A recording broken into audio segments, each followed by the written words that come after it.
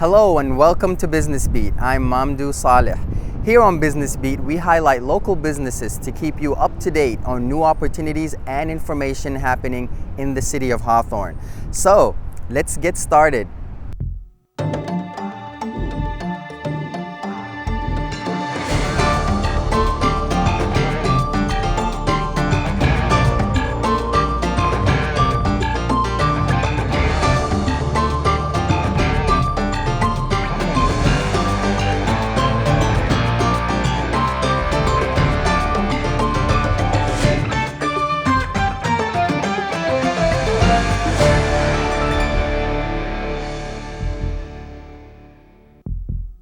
So jumping, swinging, flipping are just a few of the ways people experience the thrill of parkour. Sophia Pop takes us to the only academy in the South Bay, and it's right here in Hawthorne. Agility, mental focus, and a desire for adventure. That was awesome. Good job. Is what draws youngsters and adults to the Tempest Free Running Academy, an indoor gym located just a few feet from the Hawthorne Municipal Airport. I've learned how to go on the walls and come off, like jump on, do a 360 or 720. The popularity at the parkour or free running is fast growing worldwide due to the challenging techniques involved. It's just like a flip. So when I jump, I want to spin on it, tuck. Just like that.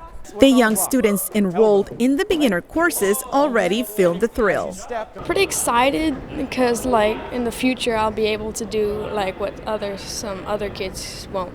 The landscape inside the gym facility is an urban-like environment designed by the same builders behind some of the aspects involved in the X Games. Students are taught how to achieve their full potential through creativity and self-expression using their body. It's a very safe environment here inside our gym with the soft vaulting blocks and the sprung floor. You get to train in the trampolines and actually dive into a foam pit.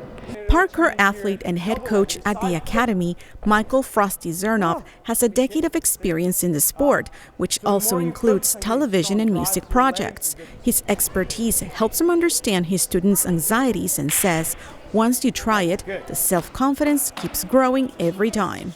Free running is all about learning things in your own way at your own pace. So we start off everybody super basic. We learn how to do all the fundamental moves, how to jump, land, and roll. The combination of gymnastics, running, martial arts, and breakdancing within the sport prompted parents like Carrie Benveniste to enroll her son and daughter in the academy. He says we're really having a good time, and everywhere we go he's running and jumping and climbing on things in a way that's different, not just destructive, but very look what I can do, confident. So the 10,000 square foot facility houses 3 very important replicas in the free running sport, like Red City in Germany, the castle in the Assassin's Creed video game, and Santorini, Greece, a location where one of the most important competitions takes place.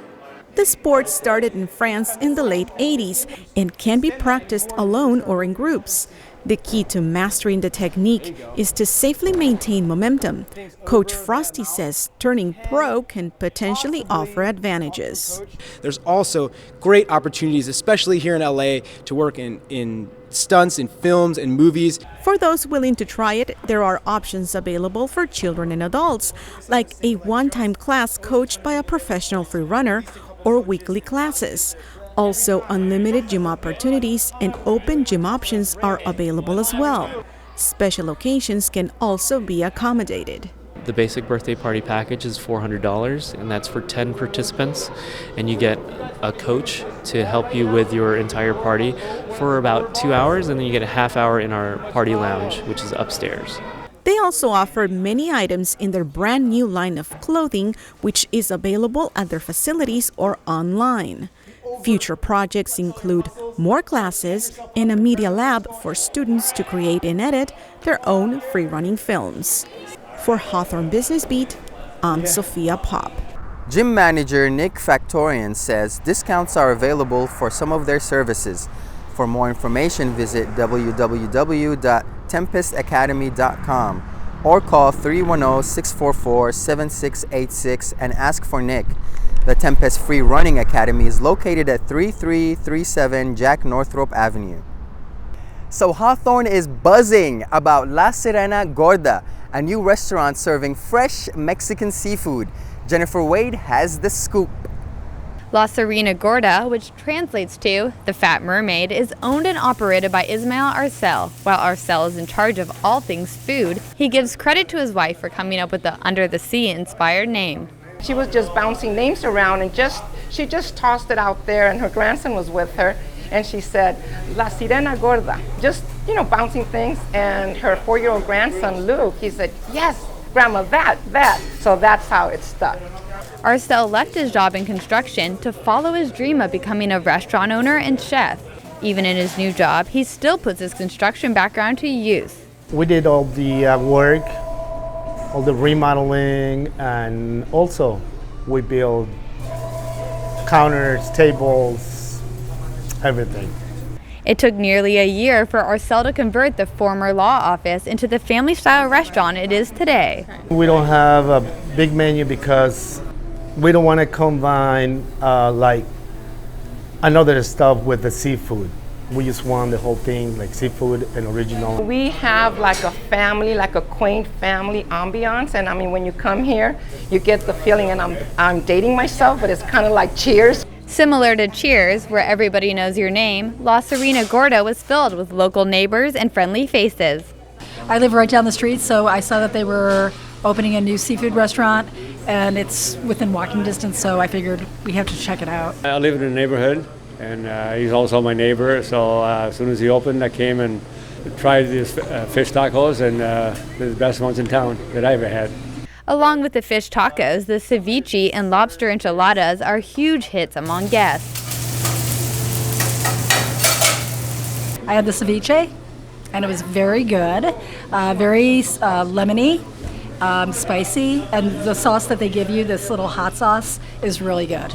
It's a family recipe and comes with everything fresh: tomatoes, cilantro, onions, cucumbers. The restaurant prides itself on recipes passed down by Arcel's parents, as well as recipes created by Chef Arcel himself. I'm gonna try one of La Sirena Gorda's signature ceviche recipes. It starts with a freshly deep-fried tortilla, topped with some fish ceviche, some shrimp ceviche, a little agua de chile, and some fresh green tomatillo salsa. And voila, ceviche tostada. Delicious. And everyone seemed to be a huge fan of the restaurant's green tomatillo salsa. The salsa was delicious, and the chips were really fresh, and the service was good. I totally enjoyed it. Everything was really fresh, and I even liked the salsa and chips. Chef gave me an inside peek at their secret salsa recipe. Instead of cooking or boiling the tomatillo, Arcel starts out by blending chili, tomatillo, and water. Cilantro, garlic, very important, onions, more flavor, and the fresh avocado.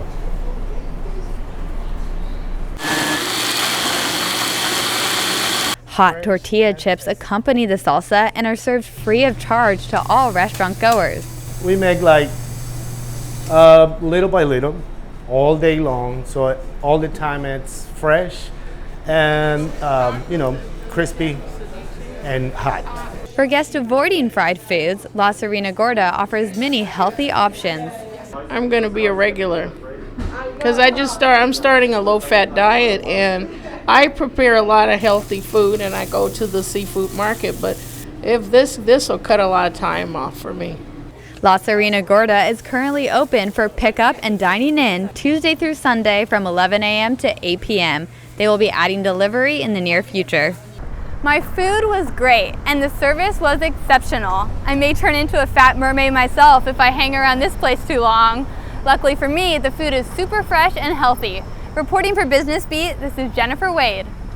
La Sirena Gorda is located at 14225 Inglewood Avenue. You can visit www.lasirenagorda.la for menu items and further information. Hidden from the public eye lies Hawthorne's unofficial art scene.